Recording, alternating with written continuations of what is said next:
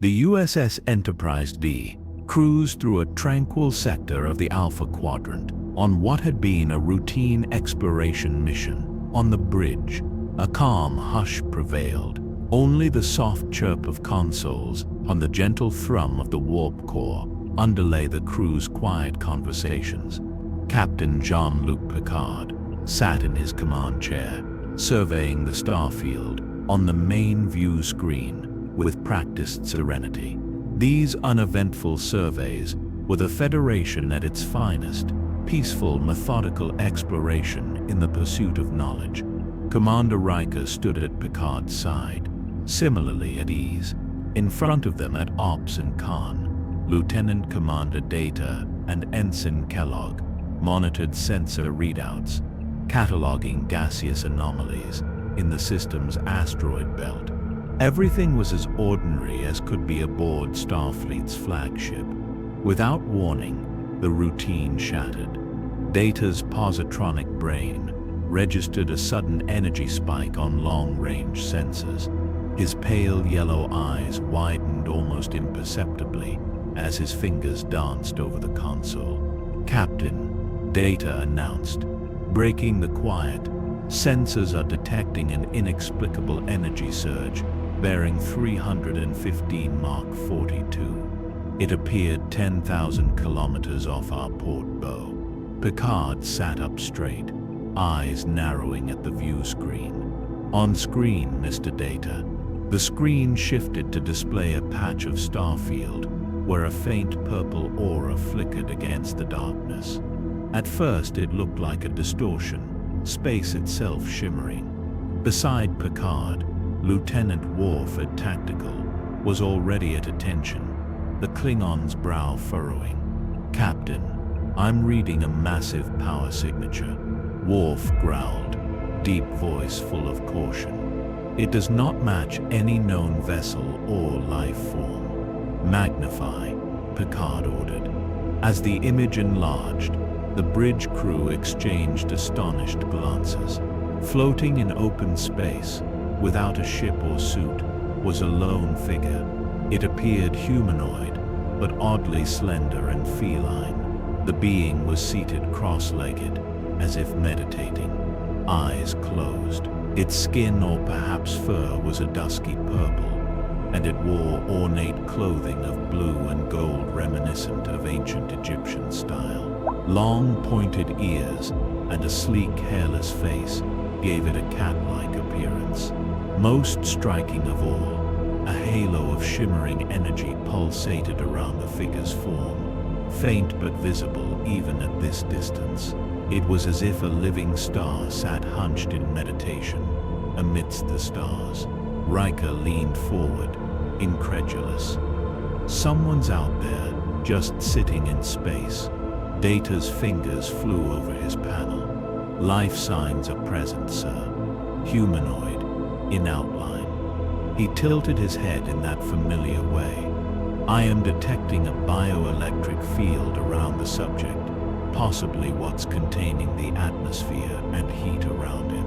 Captain, by all rights no life form should survive unprotected in vacuum, yet he appears asleep."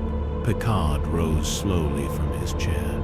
An inexplicable sense of unease coiled in his stomach. The unknown always brought both excitement and danger. "Yellow alert, shields up," he said calmly. "But hold weapons offline, Mr. Worf. I don't want to appear hostile." The captain tapped his comm badge, voice steady. "Picard to transporter room. 3. Chief O'Brien, prepare to lock onto an object at our coordinates. We may have a person to beam aboard." On the view screen, the mysterious being hadn't moved. Counselor Deanna Troi, seated to Picard's left, closed her eyes and focused her betazoid empathic senses on the distant figure. She gasped softly. There was a consciousness there, ancient and powerful but quiet, as if in deep slumber. Deanna's chest tightened at the echo of emotion she sensed, a vast old weariness, like the fathomless fatigue of a being that had existed for millennia. Ancient and dangerous, she thought, steadying herself. Even dormant, the stranger's mind reverberated with an immense latent power. She could feel a paradoxical blend of serenity and simmering destruction within, coexisting in delicate balance. "Captain," Troy said carefully, "I sense a presence. It's difficult to read. It feels incredibly old, peaceful at the moment, but there is something tremendous beneath the surface. I've never felt anything like it." Her dark eyes reflected concern as she met Picard's gaze. Picard gave a single firm nod. "Understood, Counselor." He turned back to the view screen and tapped the arm of his chair. Hailing frequencies open. A few beeps signaled the channel active. "This is Captain Jean-Luc Picard of the Federation Starship Enterprise," he announced, his tone clear and diplomatic. "We wish to offer you assistance. Please respond." The bridge waited in tense silence. The figure on the screen continued to float, motionless, eyes shut. Data shook his head slightly. "No response to the hail, Captain. I am not detecting any communications equipment or technology at all." "He may be unconscious or choosing not to answer." Worf's deep voice rumbled. "He could be in some form of stasis, or ignoring us. Captain, recommend we do not lower our guard." The Klingon's hand hovered near the phaser controls. A warrior's instinct told him this was no mere castaway. Everything about this scenario felt wrong. An unknown entity radiating power enough to set off their sensors from light years away deserved caution. Picard considered the risk. Beaming an alien directly aboard without knowing its capabilities was not standard protocol. Yet leaving a sentient being drifting in space was not an option for a Starfleet captain, either. He tapped the comm again. "Picard, to Chief O'Brien. Can you get a transporter lock on that life form?" Chief Miles O'Brien's voice came through the comm with a mix of puzzlement and effort. "Captain, I'm reading him loud and clear, but it's odd. His energy readings are off the charts. I've never seen anything scatter a transporter beam like this. The targeting scanners are showing interference around him." In the transporter room, O'Brien manually adjusted the annular confinement beam. "It's like trying to lock onto a small star, sir. I'll need to recalibrate." "Make it so," Picard responded. He glanced at Data. "Any idea of origin, Mr. Data? Could this energy surge have been some kind of portal?" Data's hands danced over his console. Reviewing the sensor logs, prior to the surge, there was a minor subspace fluctuation. It is possible a localized rip in subspace occurred, analogous to a wormhole or dimensional breach. It's consistent with events we've seen when beings like the Traveler or Q appear. At the mention of Q, a capricious, godlike being who had bothered the Enterprise before, Picard's jaw tightened subtly. The last thing he wanted was another omnipotent wild card on his ship, but this purple feline-like figure did not resemble Q's style of arrival. No flash of light, no arrogant greeting, just silence. Counselor Troy spoke softly. "Captain, his mind, it's still mostly dormant. I sense a consciousness, but it's as if he's in a deep sleep or meditation. There's no awareness of us yet." "Understood. Let's try not to startle our guest when he arrives," Picard said. Then, raising his voice slightly, "Bridge to sickbay. Dr. Crusher, prepare for an incoming alien life form. Condition unknown. We are transporting him directly to sickbay." "In sickbay, Doctor." Beverly Crusher heard the captain's orders through her comm badge and immediately began preparing a biobed with her medical team. Acknowledged, Captain. Medical team is standing by. Unknown alien patients were always tricky, but Crusher trusted her skill and the Enterprise's scanners to adapt. She collected a tray of scanning instruments, hypersprays calibrated with broad-spectrum sedatives, and nodded to Nurse Ogawa to prep containment fields just in case. Back on the bridge, O'Brien's Irish brogue came again over the comm. "Sir, I believe I have a lock now. Initiating transport." Picard turned to Troy and Riker. "Let's go down there. Mr. Worf, you too." He wanted his senior staff present both for security and to make first contact less alarming for the visitor.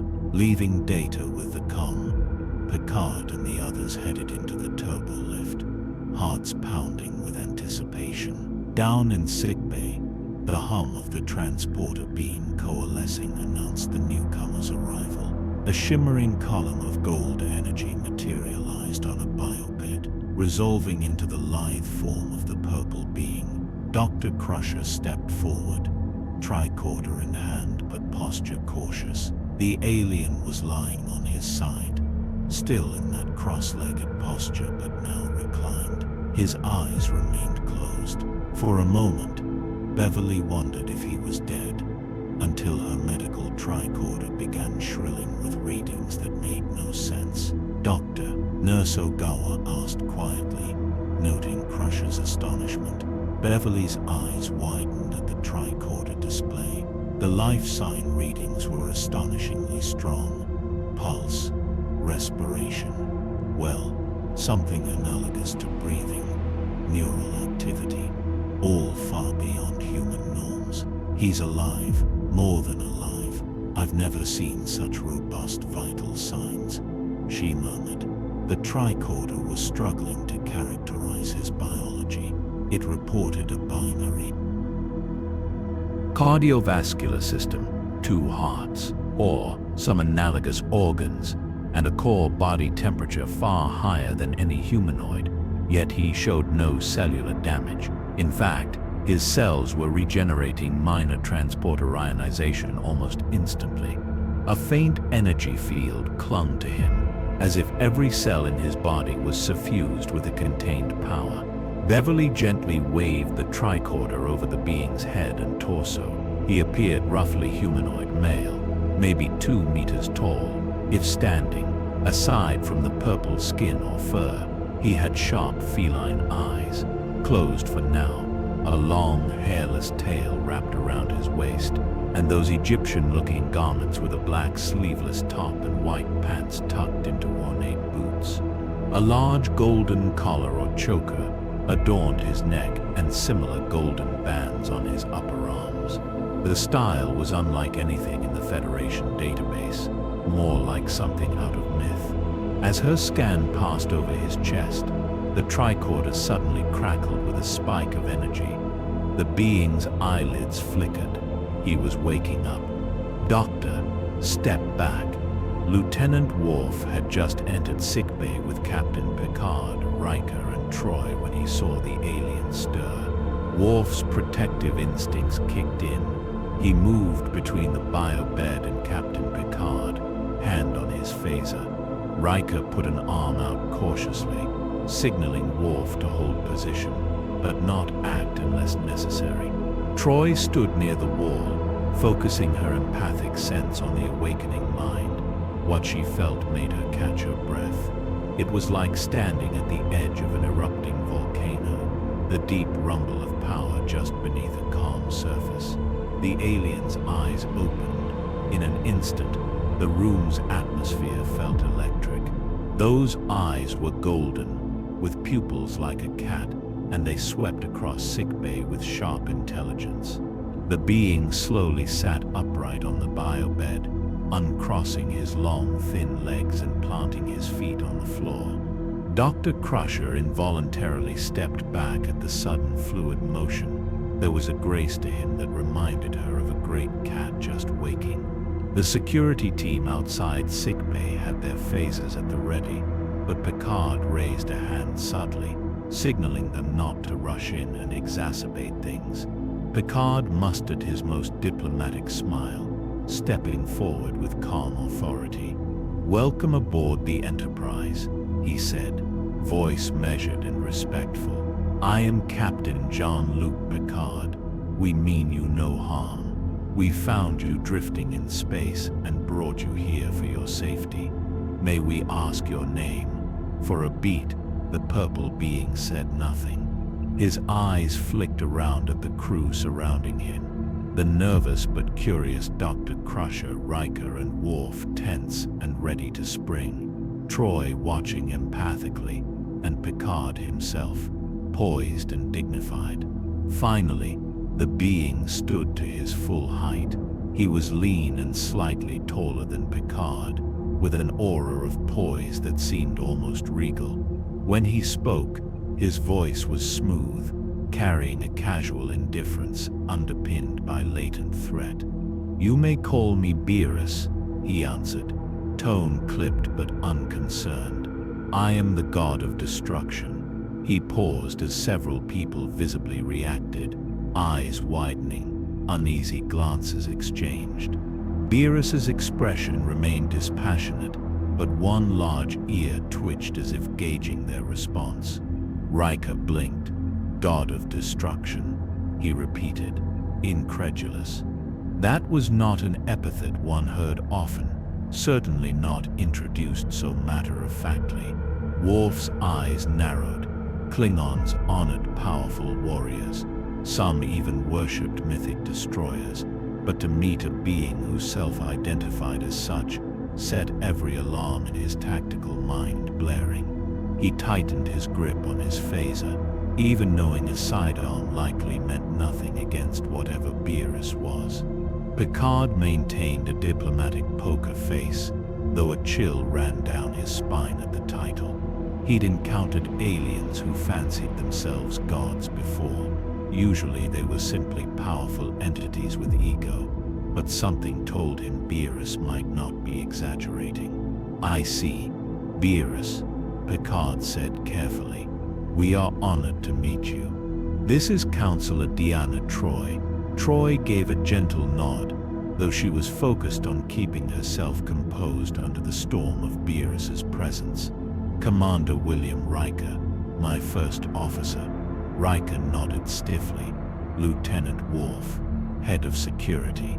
Worf remained still as stone, staring Beerus down, and Dr. Beverly Crusher, who was examining you, to ensure you were uninjured.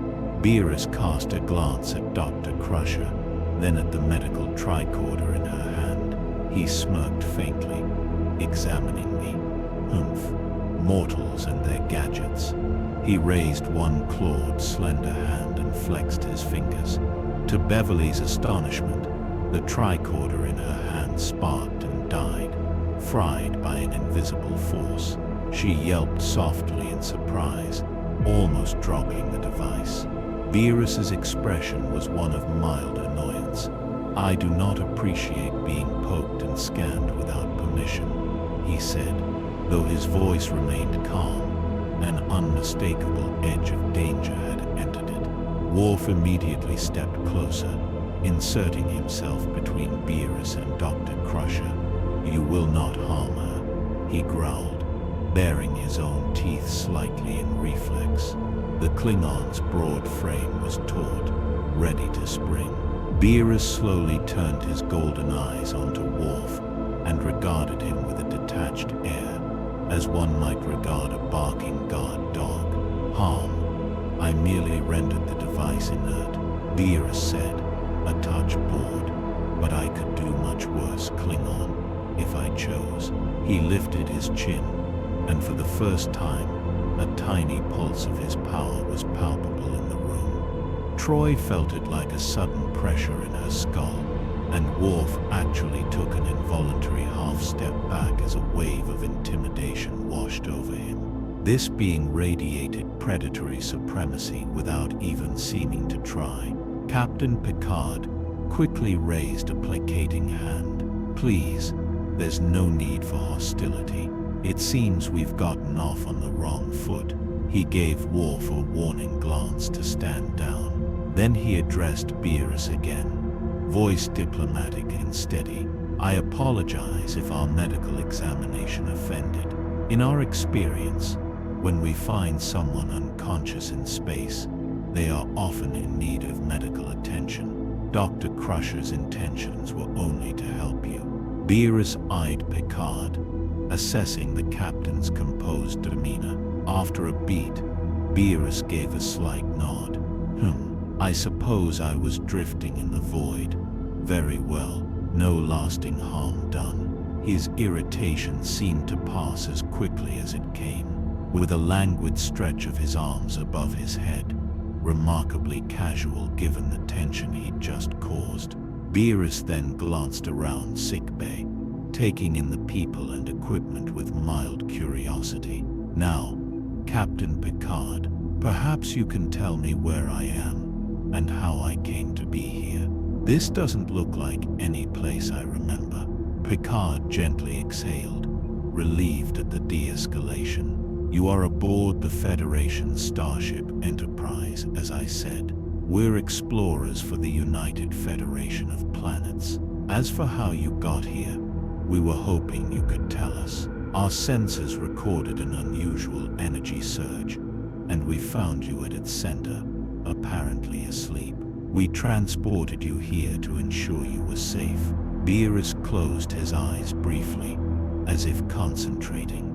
He recalled meditating in the other world, in his home universe, then a stirring of energy, and being tugged through the fabric of reality.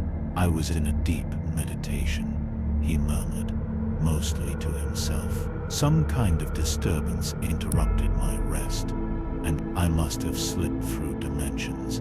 Opening his eyes again, he looked at Picard. "I believe I may have wandered rather far from home." Commander Riker stepped forward slightly, trying to remain respectful despite the incredible situation. "If I may ask, sir, Lord Beerus, you called yourself a god of destruction. What does that mean? Exactly. Are you saying you're an immortal being?" Riker's tone balanced between skepticism and genuine curiosity. The Federation had encountered energy beings and so-called demigods, but someone explicitly having the title God of Destruction sounded like a boast. Beerus's large ears perked, and he offered a thin smile. "It means exactly what it sounds like, Commander. In my universe, it is my duty to destroy planets, civilizations, pesky threats," he said, almost flippantly. The crew around him tensed anew. Beerus continued, examining his clawed fingertips nonchalantly. "Creation and destruction must be in balance. My role is to cull the excess, to make way for new life. I've done so for eons. So yes, one could say I am immortal by your understanding. I've lived millions of your years, and I will live millions more, until the cosmic cycle ends." A silence fell, as the Enterprise officers absorbed that. Troy's eyes were wide. The waves of emotional truth behind Beerus's words were complex. She felt no deceit. He believed what he said. Absolutely. There was a matter-of-fact reverence in him for his role. Yet also underneath, she sensed that weariness again. Ancient, cosmic fatigue. The weight of eons spent ending countless lives. Worlds, perhaps entire galaxies. Deanna could almost taste the burden in his soul, buried under layers of composure and apathy. It nearly overwhelmed her. Dr. Crusher was the first to find her voice. "Millions of years," she whispered, astonished. As a doctor, she was fascinated by the claim of immortality. Her medical scanner still lay inert, but she had observed enough. Beerus's physiology indeed didn't resemble a normal living being's entropy. If he truly was ageless, that explained the inexplicable cell readings. Worf, Ever the skeptic, where security was concerned, grunted, "If he is a god, why was he found asleep and defenseless in space? A true warrior would not be caught unawares." Klingons had their own legends of gods, whom in Klingon lore were killed by Klingon heroes for being tyrants. Worf's eyes showed a glint of that cultural defiance. No one is truly invincible, he reminded himself. If it bled, he could kill it, if only he could find a way. Beerus heard the muttered remark, and actually let out a short, amused chuckle. It was a surprisingly light sound, coming from such a deadly being. Defenseless? Hardly. I was merely unconcerned. But I must admit, it's been some time since anyone dared speak of challenging me. He eyed Worf with a predatory curiosity that made the Klingon stiffen. "You've got fire in you." "Ha, how amusing." Picard quickly interjected, to keep things civil. "Lord Beerus, we certainly intend no challenge or disrespect.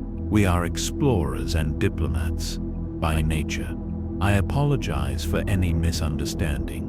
Lieutenant Worf's concern is for the safety of this ship and crew, as is his duty."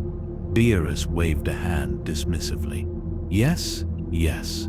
You all have your duties, and I have mine."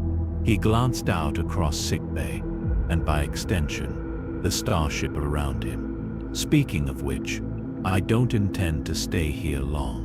Whatever happened to bring me here, I will find a way to return to my universe.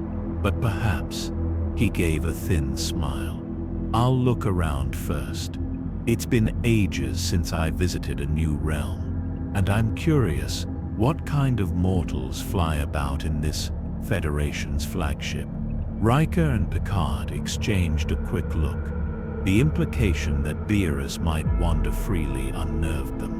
An immensely powerful, possibly godlike being strolling around the Enterprise could lead to disaster if provoked or even by accident. Picard made a snap decision. Better to keep Beerus engaged under their watch than have him roaming unpredictably. "Perhaps we could give you a brief tour of the ship and answer any questions you have," Picard offered smoothly. "In return, maybe you could share more about your unique role. It's not every day we meet a self-described god." He allowed a polite, disarming smile.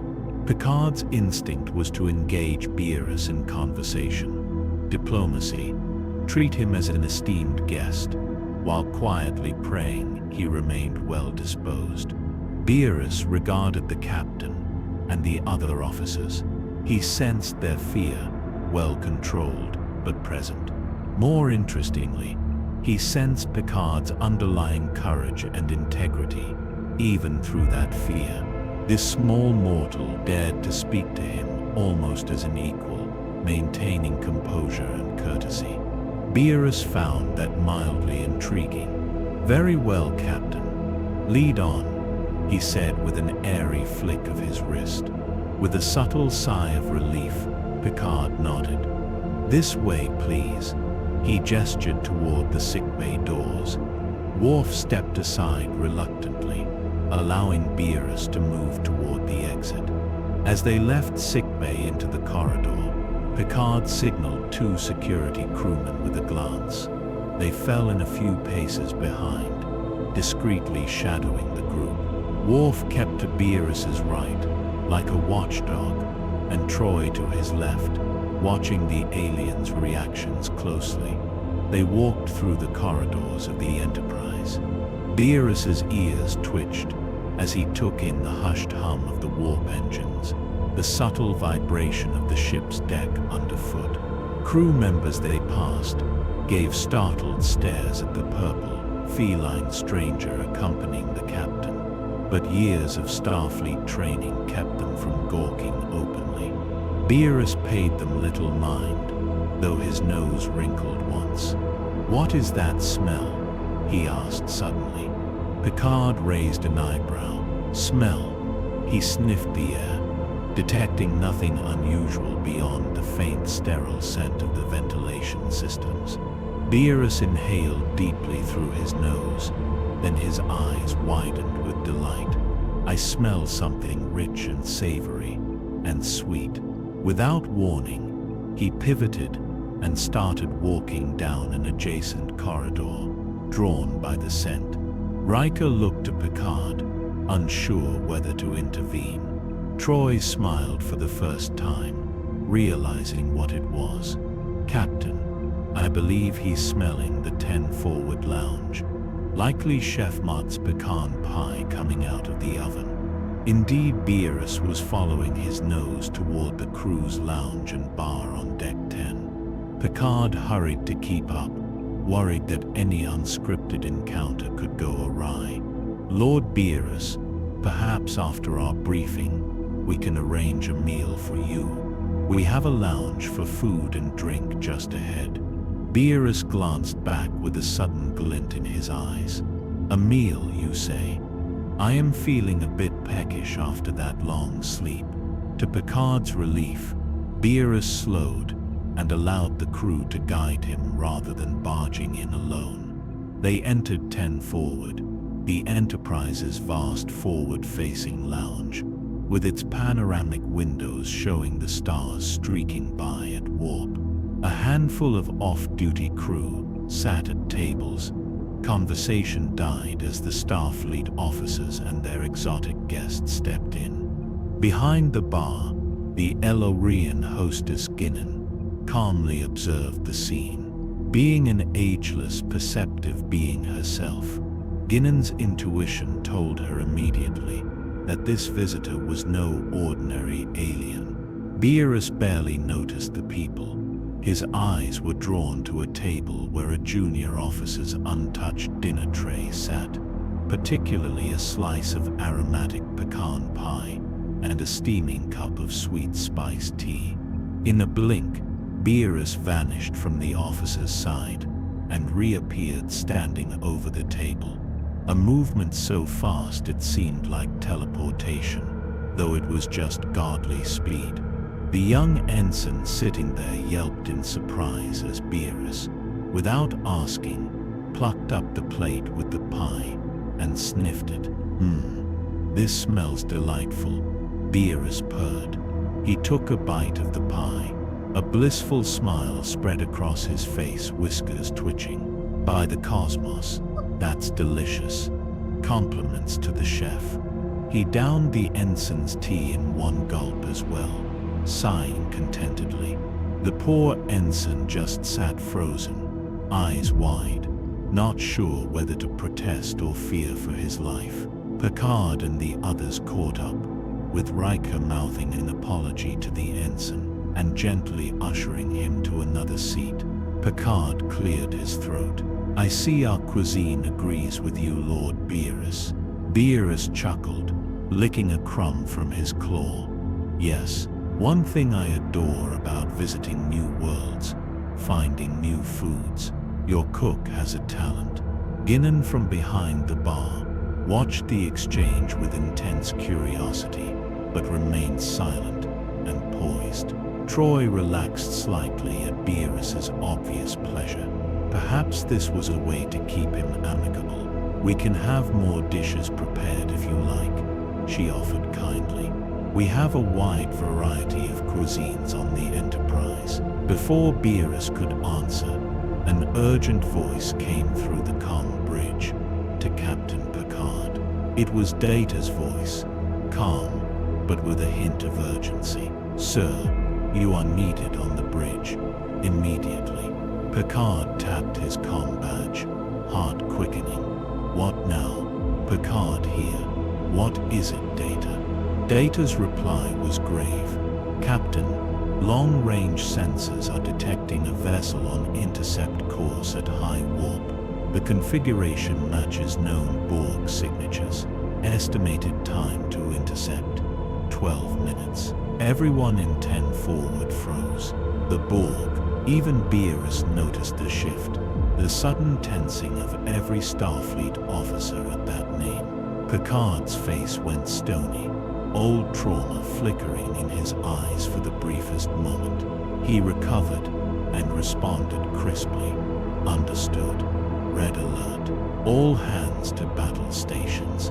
We're on our way, Mr. Data. At Worf's side, the tactical alert on his wrist communicator blinked. He was already moving toward the exit. Riker's jaw clenched as he gently but firmly took Troy's arm to escort her behind him. Dr. Crusher excused herself to head towards sickbay, her place during an emergency. The lounge's relaxed mood evaporated into disciplined urgency as off-duty crews sprang up to report to stations. The lights in the corridor outside shifted to the dimmer red hue of red alert. Beerus observed all this with a cool, raised eyebrow, still holding the empty teacup in one hand. My, such a long. Who are these Borgs that suddenly have you all in a tizzy? He asked, sounding more curious than concerned. Captain Picard paused and looked at Beerus seriously. Given what Beerus had claimed about destruction, Picard realized with a sinking feeling that having two supremely dangerous entities in proximity, Beerus and the Borg, could be disastrous. But there was no time for careful considerations. The Borg are a hostile cybernetic collective. They assimilate entire civilizations, turn living beings into extensions of their hive.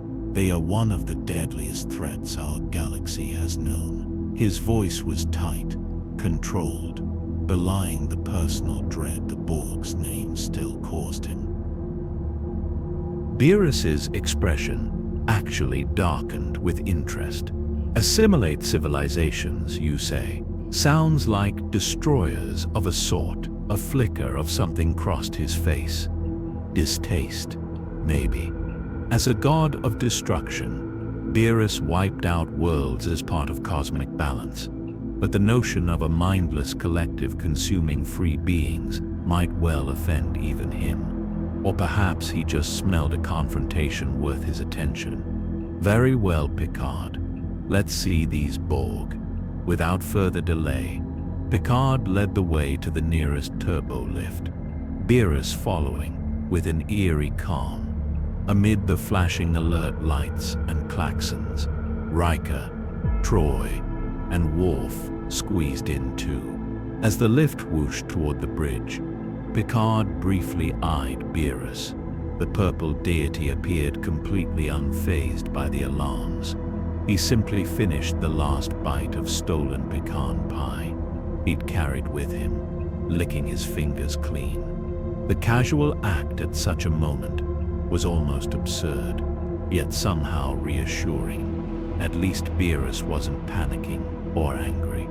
The bridge was a flurry of activity as they arrived. Data vacated the captain's chair the moment Picard strode in. Report. Picard snapped, retaking his seat. Data stood at ops, fingers moving in a blur. The Borg vessel is confirmed as a cube, Class 4 tactical configuration. They've exited warp and will enter weapons range in 1 minute. They are broadcasting the standard Borg hail on all frequencies. As if on cue, the cold, collective drone of the Borg voice filled the bridge speakers. We are the Borg. Lower your shields and surrender your vessel. You will be assimilated. Resistance is futile. The hideous monotone bore into the crew's hearts with dread familiarity. On the viewer, the ominous silhouette of a giant Borg cube loomed closer, green lights flickering across its metallic surface. A nightmare made real again. Beerus stepped forward, standing near the center of the bridge, eyes fixed on the view screen. Charming welcome, he remarked dryly. They sound friendly. His tone made it unclear if he was joking or simply observing. Some bridge officers gave him nervous glances, as this unknown guest was now amidst a crisis. But Picard focused on the enemy he knew.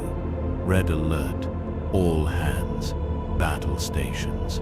Shields up, load all phaser banks, and arm the photon torpedoes, Picard commanded. Worf was already at tactical, working swiftly. The lighting on the bridge went crimson, and the console panels glowed with readiness indicators. Trog's voice cut through, trembling slightly despite her training.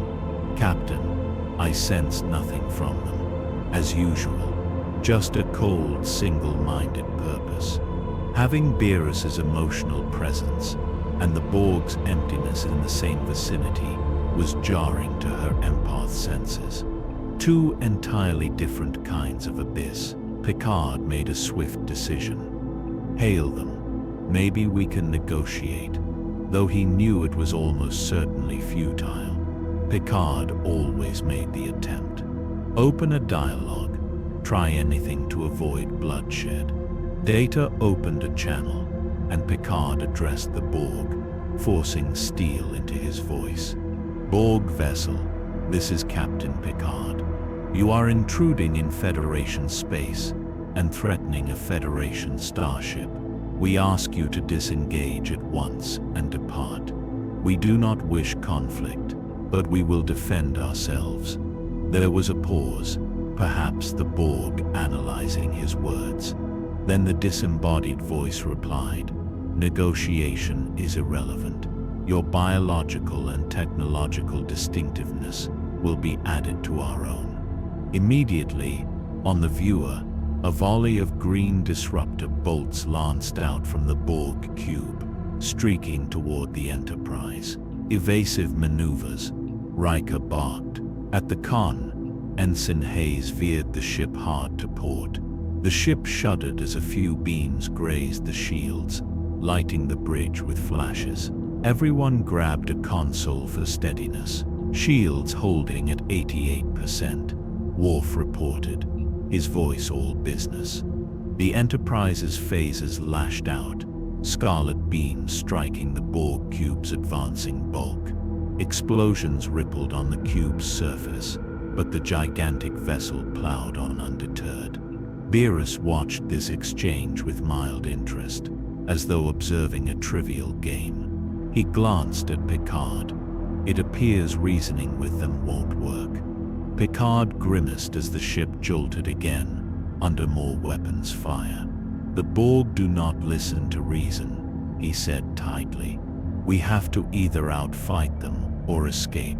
And Picard knew outrunning a determined Borg cube was unlikely. His crew was already executing the well-drilled defensive maneuvers, but dread was creeping in. One Borg cube alone had nearly destroyed the Enterprise before, and assimilated Picard himself as Locatus. The memory flashed in Picard's mind like an old wound. He would not let that happen again. If necessary, he'd see the Enterprise destroyed, rather than its crew assimilated. A console exploded at an aft station from a Borg weapons impact, sending an officer sprawling with burns. The ship rocked violently, lights flickering. Worf announced, "Shields down to 65%. They are targeting our deflector dish, Captain." Riker swore under his breath. "If they disable our shields or engines, they'll transport drones aboard. We can't let them get a foothold." Picard's jaw tightened. "Concentrate fire on their weapons array. Full spread torpedoes." Worf unleashed a spread of photon torpedoes. Bright flares lit the view screen as several warheads impacted the cube, blowing open chunks of its latticework structure. For a moment, silence. Then the Borg voice, "Your resistance is irrelevant." The massive cube kept coming, adapting. Another barrage of emerald energy beams struck the Enterprise. Sparks rained from the ceiling as systems overloaded. Across the bridge, smoke and chaos. The crew fought to keep control. Amidst this, one figure stood calm. Beerus. He tilted his head, as if evaluating the Borg with a critic's eye. "I've seen enough," he murmured, almost disappointed. "Troy, despite the tumult, felt a spike of intent from Beerus, a cold resolve rising beneath his outward nonchalance. She turned to him, eyes widening. "Beerus, what are you?" Before anyone could react, Beerus began to levitate a few inches off the deck. His calm smile had faded, replaced by a look of imperial wrath. "Captain Picard," Beerus said, and though he didn't shout, his voice cut through the noise with commanding clarity. "I will handle this." Picard, gripping the arm of his chair to stay upright after another hit, looked at Beerus in surprise and alarm. "Handle this? What do you mean?" In a blink, Beerus vanished from the bridge in a burst of purple aura, leaving a gust of displaced air. On the view screen, a streak of violet light shot out from the Enterprise toward the Borg cube. The bridge crew watched in astonishment. Exterior POV. In the blackness of space, Beerus flew unprotected, surrounded by a crackling aura of key energy. He closed the distance to the looming Borg cube in seconds. Drones on the cube's surface registered a fast-moving life form. But before any adaptation could occur, Beerus raised one hand, gathering a sphere of purple, godly energy at his fingertip. Back on the bridge, Data's readings went haywire. "Captain, an enormous energy buildup is occurring, emanating from Beerus." He could hardly believe his android eyes. Power readings off the scale, centered on that tiny figure, now visible on the screen near the Borg vessel. Beerus, eyes cold, intoned one word that none on the Enterprise could hear, but which resonated through the vacuum like a death knell. "Akai." With a casual flick of his finger, he sent the small sphere of destruction toward the Borg cube. The effect was instantaneous and cataclysmic. The purple orb expanded as it touched the cube, erupting into a radiant flash that filled the view screen. When the light cleared a second later, the Borg cube, an adversary that had seemed almost unstoppable, was simply gone. Not exploded into debris, not broken into drifting chunks, just erased. Tiny motes of disintegrating matter dissipated where the cube had been, like dust scattering to solar winds. Gasps and cries of shock echoed on the bridge. The relentless foe that had nearly overpowered them moments ago had vanished as if it had never existed. At Tactical, Worf was speechless, staring at his console where the target had disappeared. Data's hands hovered over his panel, confirming what eyes saw. No trace of the Borg vessel remained. Picard rose slowly from his chair, transfixed by the sight on the screen, the starfield where the colossal cube had been. It took him a moment to find his voice. "Report what just happened," he managed, though he knew the answer. Data replied in a quiet tone. "The Borg cube has been completely destroyed, Captain. Scanners detect residual energy, consistent with the energy signature we observed around Beerus. No Borg life signs or debris present." Riker blew out a breath of disbelief. He destroyed an entire Borg cube by himself. In one move, the bridge was hushed, aside from crackling, sparking consoles and the distant wail of a damaged subsystem. Every face showed a mix of relief and uneasy awe. They were saved, yes, but by an act of raw, godlike destruction, unlike anything they'd ever witnessed. A swirl of motion drew their eyes. Beerus reappeared on the bridge in the same blink-quick flash of energy, landing lightly on his feet near the view screen. He adjusted a cuff on his arm with an almost bored expression. "Well, that takes care of them," he said, matter-of-factly. No heavy breathing, no sign of exertion. Destroying a ship with thousands of drones aboard had been as effortless as swatting a gnat. For a moment, no one spoke. The crew were frozen, grappling with conflicting feelings. Commander Worf's ridged forehead was creased in something like admiration tinged with discomfort.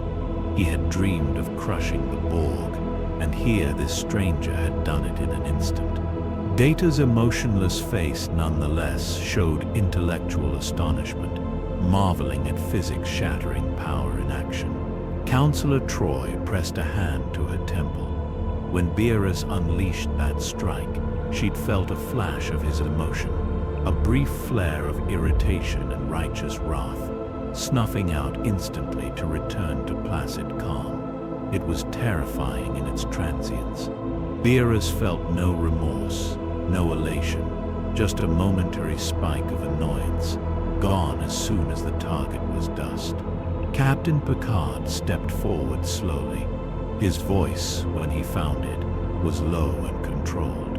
That was a most decisive action, Lord Beerus.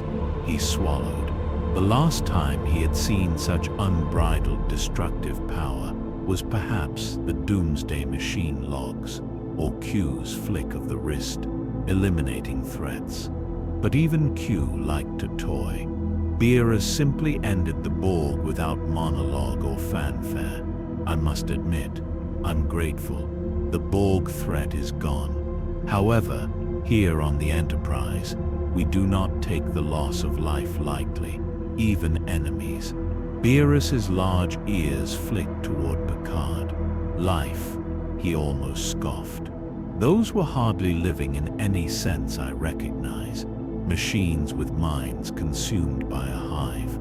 I did you a favor, Picard. They would have assimilated your crew and snuffed out your individuality without hesitation. I removed that danger. He spoke not pridefully, but as if explaining something obvious. There was a strained silence.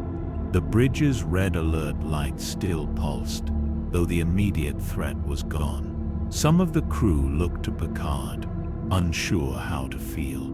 On one hand, the sense of relief was enormous. Surviving a Borg encounter was no small thing. On the other, the ease with which Beerus exterminated them was deeply unsettling. It was Ensign Kellogg at Ops who muttered under his breath, not intending to be heard. "This is monstrous. He killed them all like it was nothing." The young man had been manning auxiliary sensors, and shock was giving way to his Federation morals. Yes, the Borg were a mortal threat, but witnessing genocide, even of cybernetic drones, shook him. Unfortunately, his quiet remark was not quiet enough. In the tense hush of the bridge, the word monstrous hung in the air. Beerus's eyes snapped to the ensign with alarming sharpness. "What did you say?" he asked, voice dangerously soft. The temperature of the room seemed to drop. Ensign Kellogg's face went pale. He realized, with horror, that the purple being's hearing was far better than a human's. Aye, he stammered, instinctively shrinking back at the intensity of Beerus's golden stare. Riker quickly interjected, holding up a placating hand toward Beerus. "Lord Beerus, please, the ensign is young. He's only reacting out of shock." But Beerus stepped forward, focus locked on the trembling ensign. The god of destruction's placidity slipped, revealing offense. "Monstrous?" he repeated, now with a low rumble. "You imply that I am a monster for eliminating a threat that would have slaughtered all of you." Kellogg was practically shaking. I meant no offense. We don't kill so easily on the Enterprise. Even with the Borg, we try not to." He trailed off, realizing he was only digging his grave deeper. Worf quietly sidled closer to Beerus, ready to intervene physically if the alien made a hostile move. Though what good could he really do? Beerus narrowed his eyes, an aura of purple flickering subtly around his form. "In my long existence, I have been called many things," he said, each word like distant thunder. "But it has been ages since a mortal whelp dared call me a monster." His feline nose wrinkled in disdain. Kellogg's knees nearly buckled as he faced the wrath of a god. Picard could not allow this to go further. Heart pounding, he quickly moved between Beerus and the ensign, putting a hand gently on Kellogg's chest to urge the young officer backward. "Lord Beerus," Picard said firmly. The ensign misspoke. "If there is any offense, I, as captain, take responsibility. I apologize on behalf of my crew." Beerus's glare shifted to Picard, who now bore the full brunt of that lethal gaze. Worf, to Picard's side, tensed, ready to grab Picard out of harm's way, or do something if Beerus struck. Riker held his breath. Troy, eyes glistening, could feel Picard's resolve and fear intermixed, and the rising anger in Beerus. For a moment, Beerus looked as if he might unleash devastation right then and there. One swipe of his hand could probably disintegrate half the bridge, but Picard stood his ground, spine straight, features calm but determined. He met Beerus's stare with respectful boldness. "You have shown us your power. We are not so ungrateful as to dismiss what you did to protect us. But we do have our own principles, flawed as they may seem to you." Picard's voice carried the quiet passion that had talked down many a hostile being. "Perhaps, in your eyes, we are naive to mourn enemies. Yet that is part of what we are. If we lose that, our empathy, then we would indeed become monsters, as the Borg are." Beerus blinked. This was clearly not what he expected. Picard's willingness to speak of principles in the face of potential annihilation was either incredibly brave or foolish, and it gave him pause. On the bridge, you could have heard a pin drop. No one dared move or breathe loudly. Picard took a slow breath and continued, voice gentling. "You once asked about where you are, and we explained. This is the Federation. One of our core ideals is that great power must be used with great restraint. We do not always live up to it, but we strive." He then did something that truly surprised his crew. He bowed his head slightly to Beerus. "I ask not for mercy. We are at your mercy, regardless. I ask for understanding." The ensign misspoke out of the shock of recent events. "In truth, we owe you our lives. If you had not intervened, many more of my crew, my family, would likely have died or been damned to assimilation." Beerus's aura slowly ebbed as he listened. The fire in his eyes dimmed from rage to something unreadable. He studied Picard in silence. The silence stretched.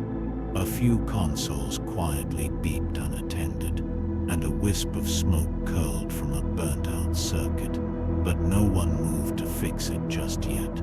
All attention was on the confrontation at the center of the bridge. Finally, Beerus released a long breath through his nose. Humph. It was half grunt, half sigh. He closed his eyes briefly, and Troy felt the tumult of his anger recede, replaced by a resurgence of that ancient fatigue beneath. Beerus opened his eyes and looked around at the bridge crew, some still subtly trembling, others trying to appear stalwart, but clearly relieved they hadn't been obliterated. These mortals were frightened of him, yet they still stood for their values. He was tired. Yes, deeply tired of eons of destruction, of beings either cowering or throwing themselves at his feet. And here was a captain who neither groveled nor foolishly challenged, a man who simply appealed to mutual understanding. There was a purity in that Beerus couldn't help but respect in his own aloof way. He gave a slow nod. Perhaps I was too hasty. His tone was measured again. The tempest passed. Beerus glanced at Ensign Kellogg, who was still half hiding behind Picard. I will forgive this one's impudence. This once. The ensign let out a breath. He didn't realize he'd held and mouthed a silent thank you to Picard's back. Picard straightened, relief flooding through him, though he managed to keep it from showing too plainly. Thank you, Lord Beerus. We are grateful for your understanding. Beerus waved a hand as if brushing aside the whole incident. Yes, yes. I grow weary of this drama. The fight itself was hardly satisfying. He almost pouted, tail flicking in mild annoyance. If these Borg were one of your greatest threats, then I am disappointed. I've fought far more challenging foes back home. Worf exchanged a look with Riker. The casual dismissal of an enemy that haunted the Federation was disconcerting. Yet strangely, Worf felt no resentment, only a sober acknowledgement that to Beerus the Borg truly were trivial. It drove home just how far above them this being was. Data spoke up in his calm way, Greer, breaking the awkward lull. Captain, the Borg vessel has been destroyed. No further threats on sensors. Damage reports are coming in. Casualty reports. 2 injured. No fatalities. There was an unspoken thanks to Beerus at the end of that sentence. Picard nodded to Data. Begin repairs and stand down from red alert, but keep us at yellow alert for now. He then turned to Beerus, regaining a polite, formal tone. Lord Beerus, you have aided us, and we will not forget that. I apologize that you've been drawn into our conflict.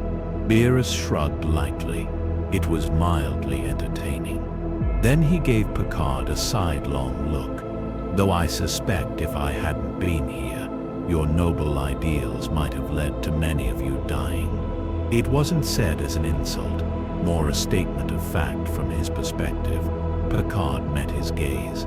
Perhaps we'll never know, but we have survived today, thanks in part to you. Still, you now see why we are uneasy. Such power, even used to protect us, shakes our understanding of order. At that, Beerus actually smiled. A small, weary smile. Your Federation is fortunate that those with power like mine seldom cross your path. His eyes drifted to the streaking stars on the view screen, thoughtful. In my line of work, I meet many mortals who crave power or fear it. Rarely do I meet ones who uphold restraint as a virtue. It's quaint or not. It's all that stands between us and losing ourselves, Picard said quietly. Beerus gave a soft humph, but not derisively. If anything, it was almost approving. He clasped his hands behind his back in a surprisingly Picard-like gesture and announced, I believe I have seen enough of this universe for now. I will take my leave. The crew reacted with surprise. Troy stepped forward, concern on her face. So soon? We could help you. Perhaps we can find a way to send you home. With our science department working on the dimensional anomaly we detected. Beerus shook his head. I have my own ways. My attendant will eventually trace my energy and come retrieve me once I signal him. He didn't elaborate, and the crew could only guess what sort of attendant could retrieve a being like Beerus across dimensions. Beerus looked at Picard. Captain, your hospitality was acceptable, and your people, he glanced around, have been interesting, if nothing else. I will remember this encounter. Picard inclined his head. As will we, Lord Beerus.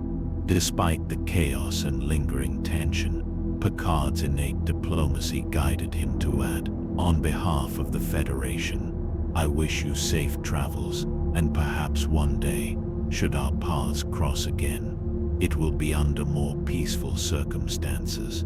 Beerus actually chuckled, a low, gentle sound. Peaceful. Yes, you prefer peace over a good battle. I see, typical of civilized mortals. Then his tone softened slightly, taking on an almost reflective quality. "Still, Jean-Luc Picard, I sense a bit of a kindred spirit in you. You carry great responsibility on your shoulders, and you do so with integrity. That is a rarity, even among gods I've known." Picard was taken aback by the almost compliment. He gave a faint smile. "I thank you." Beerus turned his attention to the rest. He addressed Worf with a toothy smirk. "And you, Klingon, keep that warrior spirit. Perhaps next time I visit, we'll spar for fun." Worf, who normally would relish such a challenge, just gave a cautious nod, unsure if Beerus was joking or deadly serious. Beerus looked to Data. "Android, your curiosity is admirable. Perhaps someday you'll quantify even power like mine. Good luck with that." Data tilted his head, fascinated. "Thank you, Lord Beerus. I shall certainly try." To Riker and Troy, he gave a final nod. Troy could feel now a sense of reprieve, and something like quiet mirth in Beerus. He truly was unpredictable. 1 minute fury, the next placid and even cordial. Beerus then sighed, as if a heavy weight lay on him. "Now, if you'll excuse me, I must return to my own duties. Destruction waits for no one." He floated up a foot from the deck, and the violet aura enveloped him once more. Picard and the others stepped back, instinctively shielding their eyes as the aura grew brighter. A deep thrumming sound reverberated through the bridge, rattling panels. In that moment, Troy caught one last emotional impression from Beerus, an overwhelming sense of loneliness and weariness, swallowed up almost immediately by stoic resolve. It nearly brought tears to her eyes. It nearly brought tears to her eyes. Was you, Ichu? How long had Beerus been carrying out his cosmic role, and at what personal cost to his spirit? The empathy struck her heart.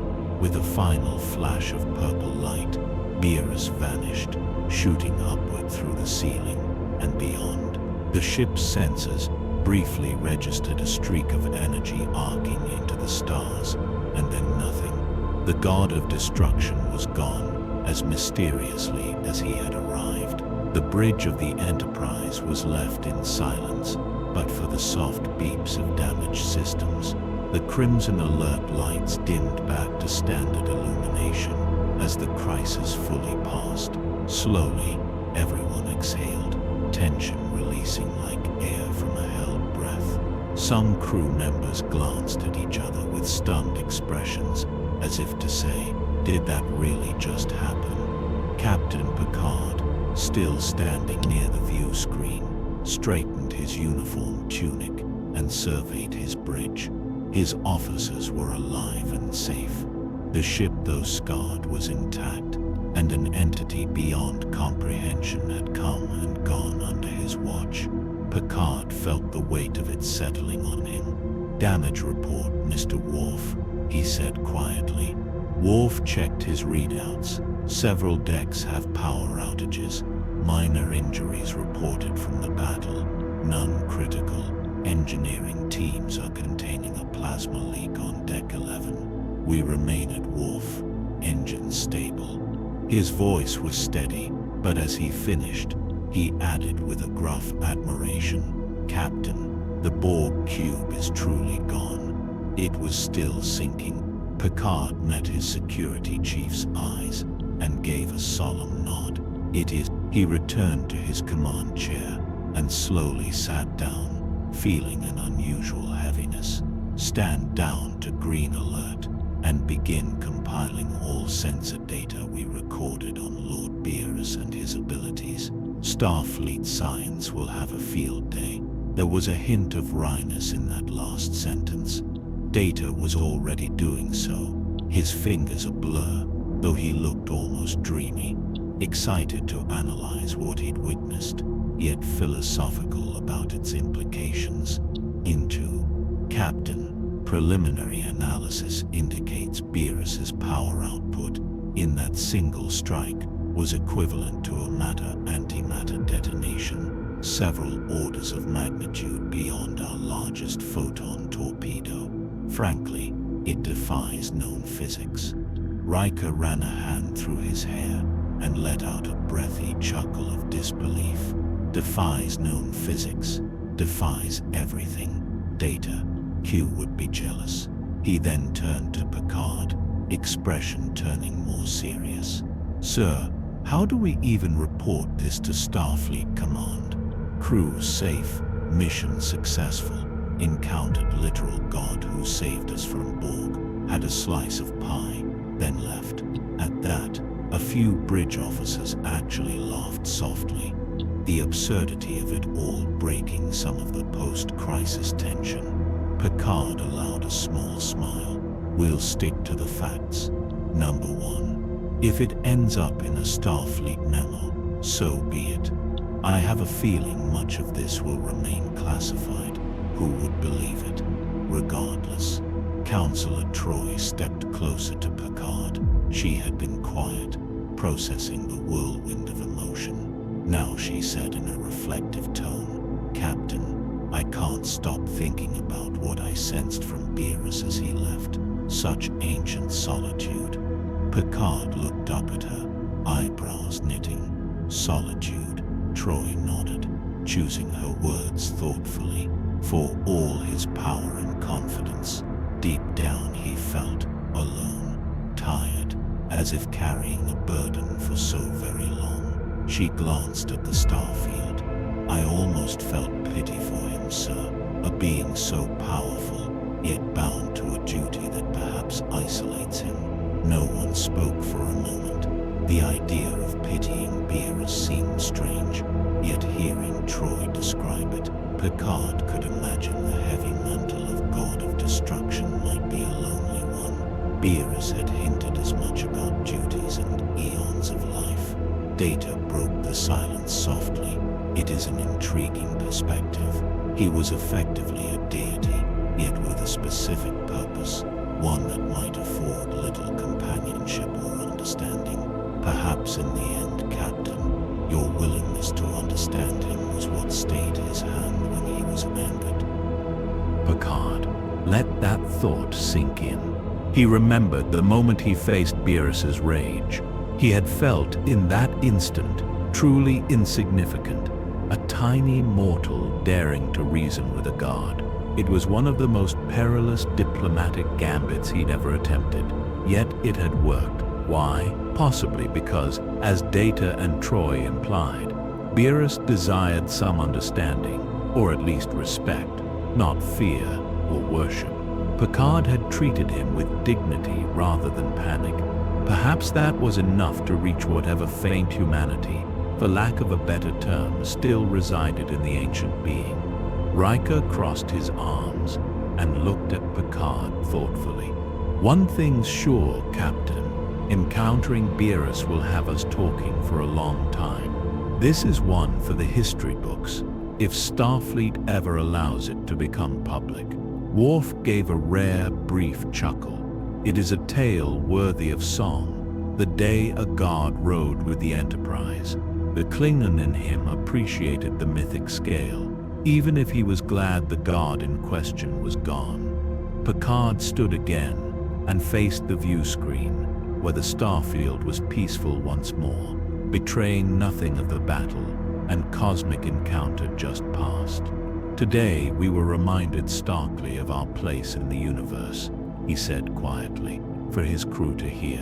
Next to a being like Beerus, We are indeed insignificant on the cosmic scale. Our ships, our weapons, even our lives, mere specks. His tone was not self-pitying, but contemplative. Then he straightened, a spark of determination in his voice. Yet we did not cower or lose ourselves. We stood by our principles as best we could, and in doing so we found a way to coexist, however briefly, with a god. Troy added softly, he left us with a lot to think about power, about restraint, about what it means to hold to our ideals when faced with something so much greater than us. She managed a small, hopeful smile, and perhaps that even a self-proclaimed destroyer can show mercy if approached with understanding. Picard glanced around at his crew, Riker, Worf, Data, Troy, all of them who had faced the impossible today. He felt pride swelling in his chest. Make no mistake, everyone, we were tested today.